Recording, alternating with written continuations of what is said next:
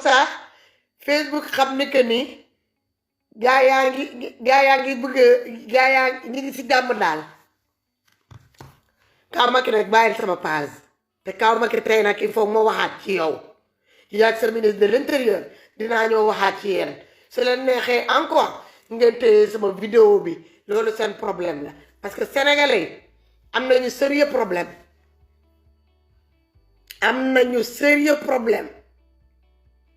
problème bi moo di képp kuy sénégalais wala ngay sénégalaise ngay yaay nga jur ay doom nga jur doom tey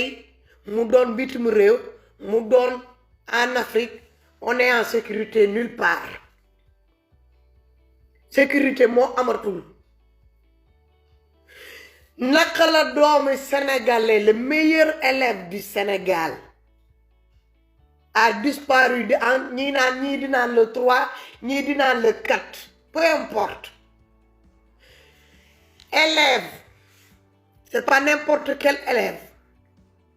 le meilleur élève parmi les meilleurs élèves elle fait partie des meilleurs élèves sénégalais ñëw jàng fii France xale bi réer na ça fait bientôt une semaine ñi nekk ci dëkk boo xamante ni que ne y a un ambassadeur qui représente sénégalais y a le consul y a une ambassade y a le ministre des Affaires étrangères y a le ministre de l'Intérieur ministre de la Justice ministre de l'Éducation nationale ñépp ne tekk man dëgguma benn discours personne n'a saisi dara damay zappé tous les jours télévision européenne gisuma benn média yi koy waxtaane dëgguma ko di suñu doom suñu jarbaat suñu rakk suñu sœur di jaaray Sow vous trouvez ça normal cette gamine là depuis plus de je ne sais pas combien de jours xale bi kenn gisu ko kenn xamul fan la nekk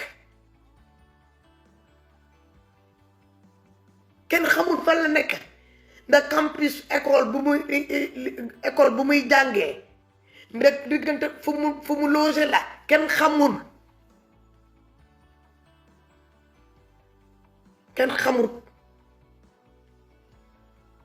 quand je vois ici Europe di France jooju xale bu disparaître sax à moins de 24 heures da ngay gis moyens yi ñuy déployer pour mun a dem trouver di créer des battues organiser des rondes pour dem uti dem di xool mobiliser différents plateaux de télévision yi ak photo ni la personne disparue les journaux yi les différents journaux yi di ci wax man gisuma fenn ci média France gisuma ko TFM gisuma ko BFM gisuma ko fenn foo xamante ne que waxu xale bi ñu ngi koy wax du journal du dara dégguma ko fenn xanaa kii du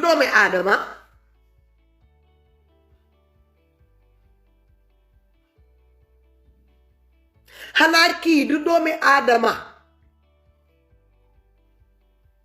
Jaaray Sow xanaa du doomi aadama man maa ngi toog di déglu man bëggoon naa génn depuis mais maa ngi doon xool nos autorités compétentes nan la ñuy dawalee affaire bi est-ce que l'État français dina jël affaire bi au sérieux mais lii mooy ban problème des étrangers qui quittent dans des autres pays de l'Union européenne la ñii ñëw France di disparaître ñu koy médiatiser partout Une Sénégalaise qui a disparu, une élève sénégalaise qui a disparu de l'âge de 20 ans, une jeune. Hein? Depuis combien de jours? Amul ben média, amul ben plateau de télé. Gisuma dara. Qu'est-ce qui a été mis en place pour pouvoir retrouver cette gamine-là? Ñaata doomi Sénégal yi ñoo fi disparaître ci conditions yi mel noonu. Katoucha, l'ancien mannequin là, sénégalais, guinéen, moitié sénégalais. Nii la ñàkkee bakkanam tamit fii France. laam-laamee ko kenn dëgg ko fenn. Bu doonee ñoom seen biir fii. Kon instant yi dañ koy médiatiser jël nañu affaire bi ça relier ko dans les autres pays frontaliers pour ñu mun koo siiwal. Mais photo xale bi du média hollandais yi du belge du français dégguma ko fenn gisuma benn affiche dégguma dara li jëm ci xale bi. Qu'est-ce qui se passe autour de la disparition de cette gamine-là? Monsieur le Président Kamaki yaag sa ministre de l'Intérieur dinaa tuddaat seen tour su leen neexee boo leen paree ngeen téye vidéo bi je n'ai rien à foutre mun ngeen tëj sa page bi parce que Facebook il m'énerve.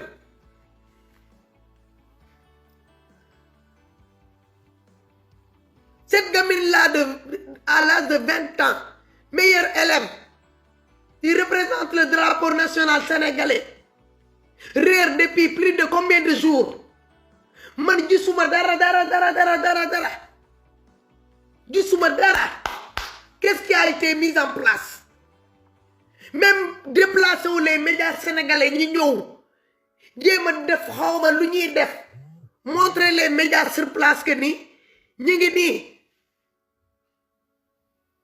Yaa ngi dégg dañuy ñëw pour ñëw lijjante la disparition de l'un de nôtre. Xam nga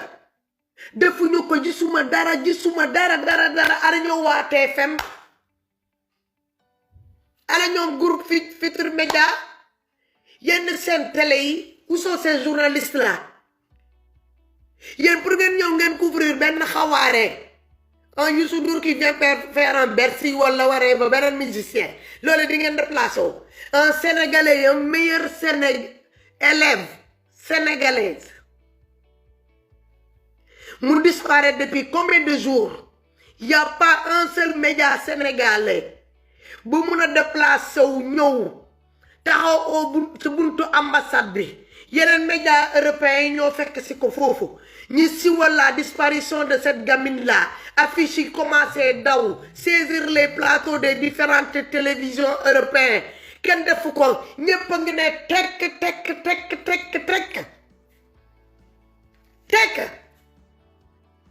toog rek ci internet bi ku nekk boo amee sa poste bu ndaw nga def ko ci sa page bi pare nga ci ok c'est bien mais du dem ça va pas au-delà de foofu ci sa page bi parce que les blancs là ils vont pas venir fouiller xamuñu sa ndax page Fatou mi ngi exister wala page Moussa wala page Maymouna. C'est nos dirigeants là ñi nga xamante ne kon on les a mis à la tête de l'État au cas où bu genre situation yi mel ni am ñu war a mën a bouger leur cul pour aller faire le nécessaire wane jaay seen xoolal dugal tànk dugal loxo defuñu ko ñu ngi ne teg un ambassadeur l'ambassadeur du Sénégal là en France à Paris là il représente quoi? Pourquoi il est là? On l'a nommé ambassadeur pourquoi? Ambassadeur de quoi? S'il n'est pas capable de médiatiser la disparition de l'un des Sénégalais, un de ses compatriotes sénégalais, ça sert à quoi d'élire un ambassadeur? De nommer un ambassadeur dans une ambassade? Ça sert à quoi d'avoir un consul sénégalais s'il n'est pas capable de bouger ses fesses pour aller chercher s'il y a des problèmes comme ça là, comme le cas de cette gamine là, hein? D'Arisson. Ça sert à quoi de les nommer? Où sont les députés de la diaspora? Vous êtes où? Les députés diaspora et Arangen. C'est quoi votre travail? Monsieur l'ambassadeur Sénégal, du Sénégal en France là, c'est quoi ton travail? Monsieur le consul sénégalais en France là, c'est quoi ton travail? On vous paye pourquoi? Pourquoi cette gamine là a disparu depuis combien de jours? Jusqu'à présent, on ne vous voit pas sur le terrain. Vous n'êtes pas sur les plateaux, les différents plateaux de télévision français. C'est quoi votre problème? Qu'est-ce qui se cache derrière la disparition de cette gamine-là? Parce que ses parents ont besoin de savoir. Nous, les Sénégalais, en tant que des Sénégalais, des compatriotes aussi, on a besoin de savoir ce qui se passe derrière la disparition de cette gamine-là. Parce que là, même si on les mbokk ni xale bii boo ko déggee sa fit bi du toog munoo toog man dafa réveillé sama instance maman la yëngal sama trip yi la yëngal je ne suis pas bien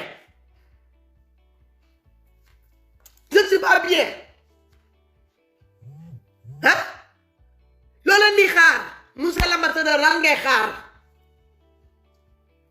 Tu as la photo de cette gamine-là. Tu as la filiation de cette gamine-là. Lan moo tax ba léegi nekkul leen di def dara. Où sont les affiches? Si ce n'est pas que les quelques Sénégalais yi may gis ndeysaan ñi nga xamante ne que tamit ils se sont concernés ñoom ñoo génn ñi ngi dox ñaxtu nañu ils ont fait leur manifestation mais ñu waroon a manifester wone seen naqar wone ne que ne lii nga xamante ne que ne lii xew nii depuis quelques jours daf ñoo métti et ça nous tient à cœur on veut coûte que coûte le retrouver ñooñu ñoo toog ñu tegle seen tànka mooy ambassadeur bu représente sénégalais yi en France le consul bu représente sénégalais yi en France les députés de la différentes diaspora ñi nekk fii dans la diaspora vous êtes où? On vous paye plus de 1 million et quelques. Plus combien de litres de gasoil? Plus de 1000 litres de gasoil. Teg ci auto chauffeur. Lan mooy seen liggéey? Vous avez une gamine qui a disparu depuis combien de jours? Vous les ministres, yow ministre de l'Intérieur yaa ngi toog. Ministre des Affaires étrangères yaa ngi toog. Ministre de l'Éducation nationale sénégalais yéen a ngi toog. Les ambassadeurs, les différents ambassadeurs de l'Union européenne là, qui représentent les Sénégalais dans le Schengen, les députés de la diaspora, les consuls, vous attendez quoi? Voilà, discours, exactement. Si vous avez quelque chose concernant la disparition de cette gamine-là, mettez-nous au courant. wax leen ñu lan moo nekk ci ginnaawu disparition de cette gamine wax leen ñu ko parce que je vois les autres pays là quand ils ont leur compatriote qui a disparu là à moins de 24 heures tous les médias là français là ils vont parler que de ça saa bu ñu paree rek ñu ngi affiché photo yi ñu ngi koy wone tu vas dans les différents médias tamit journaux yi tamit di nga fekk foofu photo yi les affiches un peu partout dans Paris mais man gisuma dara xale gisuma daray xale bi c'est quoi ce problème là lan la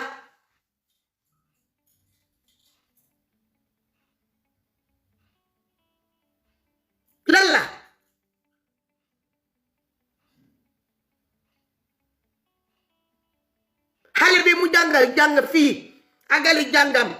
si vous êtes un pays bu dee ñun dañoo yoroon dëkk boo xamante ne que ni dëkk bu ànd ak yi ay nit jiite des pays dirigés par des vrais dirigeants xale bi n'a même pas besoin de faire plus de 5000 kilomètres pour venir terminer ses études ici ci dëkk boo xamante ne que ni il a quitté un pays où le sous-sol est gorgé de pétrole, gaz, zircon, or, phosphate, marbre, tout ce qui pouvait lui permettre moom mu toog ci dëkkam mu àggale foofu jàngam am fa diplôme dugg ci dans le monde du travail sans autant que xam nga di dugg ci avion di ñëw fii s'il doit venir en Europe c'est pour venir passer des vacances mais pas pour venir finir ses études là. Mais comme à la tête de nos États, nos différents États africains là, on a à la place, c'est que des poltrons qui sont là-bas. Je n'ai rien à foutre. Facebook, vous l'avez Facebook, tu peux même fermer ma page. Je n'ai rien à foutre. Ça va sortir. Là, je ne mets pas d'image. Mais je vais dire ce que je pense. Moi, je trouve que à la tête de nos différents États africains là, c'est que des poltrons qui sont là. Un enfant de 20 ans. Une gamine de 20 ans, une meilleure élève, sénégalais, vient pour faire ses études ici en Europe. Parce que là, derrière lui, elle ne peut pas terminer ses études dans son pays. Parce qu'il y a la corruption. La démocratie n'existe pas. Il n'y a pas de bonnes écoles.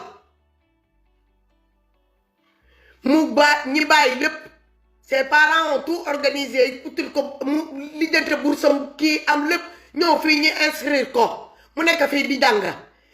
le 3 le 4 aujourd'hui on est le combien? 10 mois. On est le combien 10 mois? On est le 11 janvier. Cette gamine-là a disparu. On est le 11 janvier aujourd'hui, cette gamine-là a disparu. Il n'y a pas de son ni d'image. Il n'y a pas de tech. Le ministre de l'Intérieur, on n'entend même pas parler de cette histoire. Monsieur le Président, ça, alors là, il s'en fout totalement. Ça ne concerne ni de près ni de loin. Il s'en fout carrément. Son ministre de l'Intérieur, on ne sait même pas pourquoi il est nommé ministre de l'Intérieur. Le ministre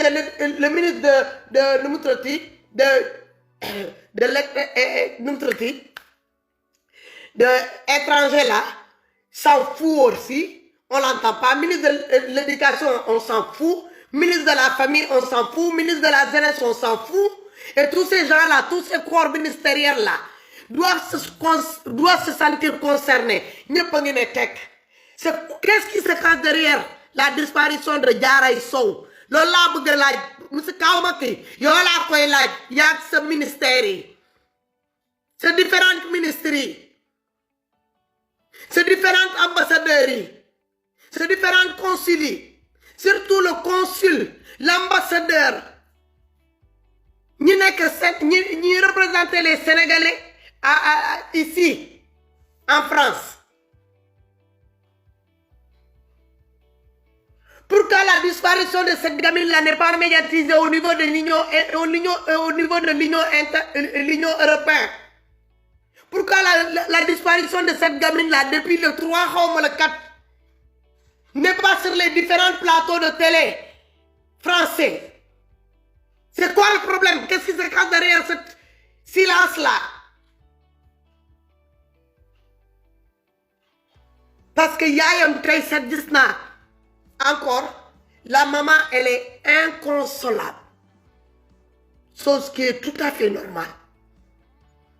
Mënoo jur sa doom nga yaakaar ko mu génn dem uti yokk xam-xam parce que dëkkam ñi fa nekk ils sont pas capables de viser sur la priorité de son peuple. moo ko waral mu génn ngeen bàyyi ko mu dem jàng ji feneen. Parce que quand il était sous la surveillance de ses parents là-bas, il fallait qu'il rentre dans l'avion qui fait plus de 6000 km pour se retrouver de l'autre côté de l'océan pour que d'un seul coup,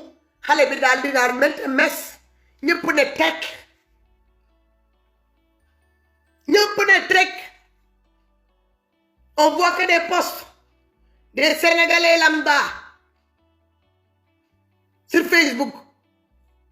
Gisuñu poste président, gis ñu poste ministre gis ñu poste différents postes ministre des affaires étrangères ministre de l'intérieur ministre de l'éducation ministre de la famille ministre de la jeunesse gisuñu dara du ambassade du consul du député de la diaspora vous attendez quoi lan mooy seen problème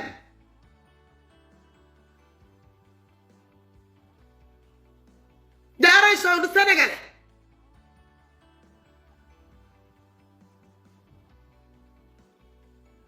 Diarra Sow laa leen di woy Diarra Sow xanaa du sénégalais du doomu Sénégal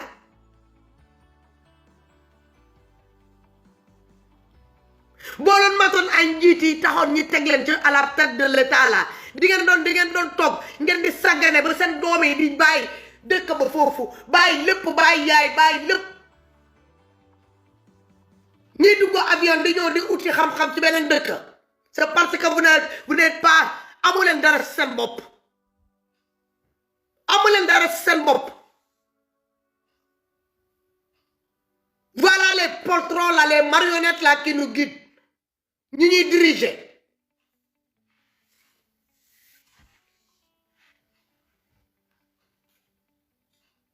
xale bi depuis le 3 ñii di naan le 4 xale bi kenn gisu ko te muy doom bu jigéen te chaque jour ngeen dëgg ay disparition inquiétant tubaab yi ñoom seen mbokk bu fi réer fan yële rek yéen a ngi doon gis femme bi ñu doon uti noonu benn femme buy liggéey xaw ma infirmière la xaw ma nu mu fa demee bu réer ñaata jours quels sont les moyens qui ont été déployés pour ñu mun koo trouver les battus village lëmm mobilisé wu recoin ak fouillé nañ recoin ba recoin kenn gisu ko les autres villes à côté tamit dem nañ foofu ñu ngi uti médias yi yaa ngi relier photo yi télévision yaa ngi koy wax bu ñu journalé balaa ñuy pare fan yooyu yépp ñu nga doon wone photo ñun sénégalais doomi sénégalais ngay gis dara dal ko fii ci dëkk bi doo dëgg benn média bu koy jël en charge parce que tu sais pourquoi suñu dëkk yi suñu njiit yi seen bopp ñoo ñu respecté wul ñoo ñu tegul suñu place suñu njiit yi seen bopp ñoo ñu yëgul ñoo ñu tegul suñu place suñu ambassadeurs yi on les nomme des ambassadeurs pour venir faire le tourisme des consuls ay consuls yoo xamante ne que ne on les nomme pour rien que pour venir faire xoolal parpiller notre argent dépenser notre argent dans la diaspora sinon amuñu benn njëriñ où sont les députés de la diaspora vous représentez quelle diaspora vous représentez quelle diaspora pourquoi yéen députés de la diaspora vous vous êtes pas donné rendez-vous quelque part à Paris ngeen dem gis consul bi ak monsieur l'ambassadeur ne leen sortez de votre silence là essayez de voir comment faire pour médiatiser la disparition de cette gamine là chaque jour c'est une perte chaque jour c'est encore un stress supplémentaire ngeen di toog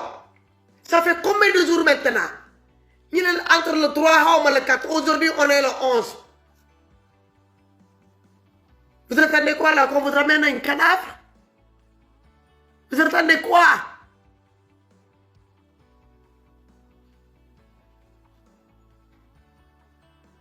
doomu jàmbur bi loolu leen di xaar ci moom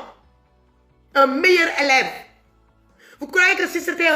un français un enfant meilleur élève français qui a disparu là au bout de 24 heures ça sera médiatisé Manela ils vont le relier jusqu'à relier ça au niveau des pays frontaliers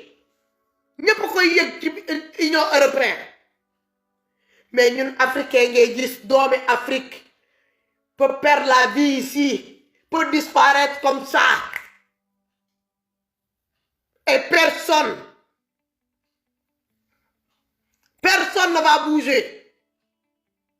on n'en parle même pas suñu média yi fan yii yëpp maa leen di xool ay xawaare rek ngeen nekkee ci plateau de télé on ne me parle même pas de cette gamine là waxu leen sax ci moom samedi bi dafa jot ngeen teg seen affaire de xawaare ngeen di foo di ree ngeen dem ci beneen plateau de télé bii su ngoonee ngi def confrontation avec dof yi mu jël mu dajale leen ci plateau de télé ay waxi ñàkk fayda yoo xamante ne que amaluñu bopp amaluñu jenn ngeen vous croyez que c'était un étudiant pays ñag yi la instant bi ngeen foog na que les français vont wala benn xale arabe moo réeroon fii France français yi même bu ñu bañee ils vont médiatiser ça parce que ñoom xam nañu kan lañ ñan la ñuy photo mais comme ñun la peau noire là on est décomplexés nous on sait pas ce que c'est notre xamuñu sal mooy suñu priorité amuñu respect suñu bopp amuñu respect suñu doom yi on n'est pas là à répondre à l'attente de nos propres frères et sœurs pourtant yàlla ñooñu ñoo tax ñu élire leen un président au léegi du ñu nommé président pour mu ñëw mu doon président ay mbaam xu wala ay nag wala ay xaj doomi aadama yi ñoo la sàddil carte moo tax ñu nommé le président un ministre tamit même chose il faut élire un président pour mu mën a élire un ministre un ambassadeur aussi même chose il faut élire un président pour mu mën a nommer un ambassadeur ou bien un consul les députés là de la diaspora vous êtes là vous représentez quoi qui vous représentez le peuple le bas peuple lan moo tax les bas peuples là quand ils sont dans le besoin là vous les députés là les différents députés là de la diaspora et les députés qui sont sur place là les xawaarekat de l'Assemblée nationale là pourquoi vous bougez pas votre cul pourquoi on vous entend pas d'un seul coup vous devenez tous muets ñëppay muuma si saa si yéen a bon yéen a yées yéen a bon yéen a yées yéen a bon yéen a yées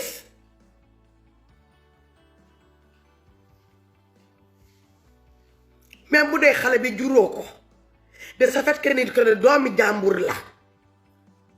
jàng ba ñu xoolal ñu décerné ko xam nga le titre de meilleur élève sa dëkk kooku déjà trophée bu yëkkati na drapeau bi ci kaw ngeen waroon koo mën a susute la gamine là devait pas être toute seule il devait même être sous la protection de l'ambassadeur du Sénégal en France le consul même chose ñoom ñoo ko waroon a jël sa en charge xam fu muy yendu xam fu muy fanaan ñan lay àndal ñan lay yendul ñan lay xaritool ñan lay fu muy dem ñu bàyyi ko xel parce que tubaab trésorom du koy bàyyee noonu moi je vois des enfants se rouer ici là comment ils sont protégés j'ai vu des enfants surdoués là comment ils sont protégés mais ñun Sénégal moom bëgg naa doon président bés bu ñu ma falee dinaa waxa ba ñu fal ma bu ñu ma falee sama yoon neew ci man la sama njaboot yi sama wan yaa ma neexi sama àndandoor yi ok bu ma ci falee ay ministre fal ci ay député ay directeur ay consul ay ambassadeur ma xool ñi nga xamante ne que mënu ma leen dugal ci branche yooyu ma dugal leen à l'Assemblée nationale voilà comment ñun suñu dëkk di Afrique nan lañ koy tabaxee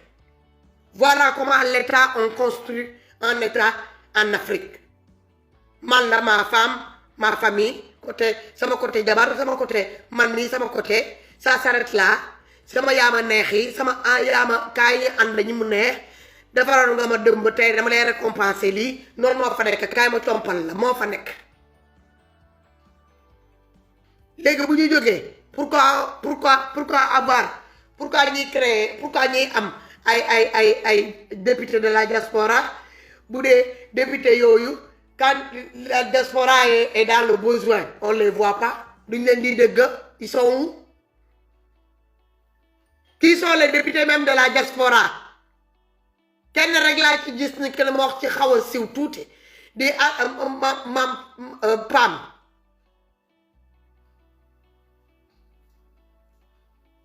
kooku moo si xaw siw tuuti ñeneen ne anañu pourtant ils sont je ne sais pas combien de députés de la diaspora ñaata lañu fii am pagaay mais tu les vois pas doo leen dégg fenn man gisaguma ci Facebook réunion boo xamante ne que ça concerne les députés les différentes députés de la diaspora qui représentent le peuple sénégalais dans la diaspora ñi nga xamante ne que dañuy créer seen genre réunion wala créer benn genre meeting pour sénégalais yi convoquer sénégalais yi lancer ko dans internet les sénégalais yi ñëw leen ngeen wax ñu seen doléance comme ñun ñoo leen représenter au niveau de l'ambassade man gisuma ko fii donc vous représentez qui vous représentez vos propres comptes en banque ak seen confort de vie doo leen ay nit yéen mala sama woo leen gën ana suñu ambassadeurs yi ana suñu consul yi lan mooy seen liggéey lu tax ñu leen di lu tax ñu fal leen dañ leen fal ambassadeur pour nga ñëw nga doon ambassadeur xaj ak muus yi nekk dans la diaspora non ay doomi aadama yi bàyyeeku sa dëkk nekk ak immigration dans ces pays là moo waral yow ñi nommé la ambassadeur wala ñu nommé la consul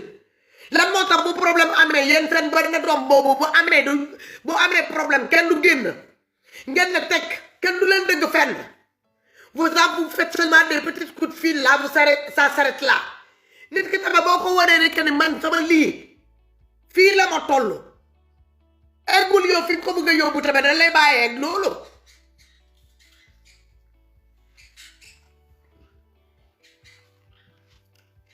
un meilleur élève français buy réer